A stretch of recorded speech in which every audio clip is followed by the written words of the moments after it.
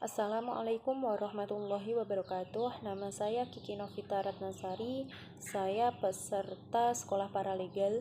Izinkan saya untuk menyampaikan sedikit pemahaman mengenai gugatan perselisihan dalam hubungan kerja. Nah, perlu kita ketahui bahwasannya tahapan-tahapan dalam persidangan gugatan perselisihan hubungan kerja di pengadilan itu yang pertama pengajuan gugatan. Nah, dalam pengajuan gugatan ini harus dilampiri risalah penyelesaian mediasi terlebih dahulu. Kemudian yang kedua, bila tidak dilampirkan ini, gugatan tersebut dikembalikan ke majelis hakim. Kemudian pihak yang mengajukan gugatan ini dapat secara sendiri langsung atau memberikan kuasa kepada advokat dan paralegal. Kemudian terkait dengan domisili hukum perkaranya, nah gugatan PHK ini diajukan ke pengadilan hubungan industrial pada pengadilan negeri yang daerah hukumnya meliputi tempat buruh bekerja. Ini disebutkan dalam pasal 81 Undang-Undang Penyelesaian Perselisihan Hubungan Industrial.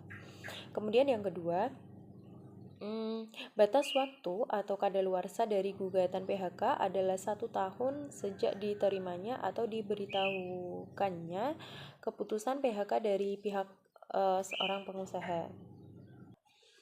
Kemudian poin yang ketiga yakni pengembalian dan penyempurnaan gugatan. Seorang hakim atau hakim memeriksa isi gugatan dan bila terdapat kekurangan, maka hakim ini meminta penggugat untuk menyempurnakannya gugatan terlebih dahulu. Kemudian asas pengadilan juga membantu pencari keadilan.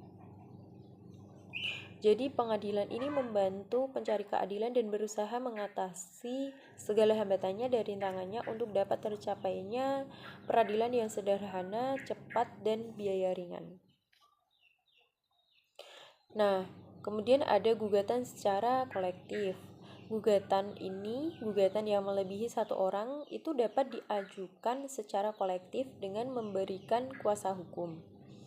Kemudian gugatan secara kolektif ini gugatan yang diajukan lebih dari 1 penggugat sebagai pihak yang berhak menuntut atas kerugian yang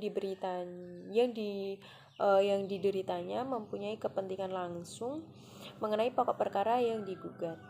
Kemudian bisa juga pencabutan gugatan. Itu penggugat dapat mencabut gugatan sebelum tergugat memberikan jawaban.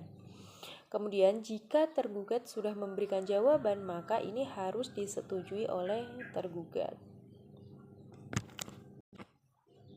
Jadi pada intinya perselisihan hubungan kerja atau hubungan industrial ini adalah perbedaan pendapat yang mengakibatkan pertentangan antara pengusaha dan gabungan pengusaha dengan pekerja atau buruh atau serikat pekerja karena adanya perselisihan mengenai hak, kepentingan, pemutusan hubungan kerja dan antar serikat dalam satu perusahaan. Cukup sekian yang bisa saya sampaikan. Wassalamualaikum warahmatullahi wabarakatuh.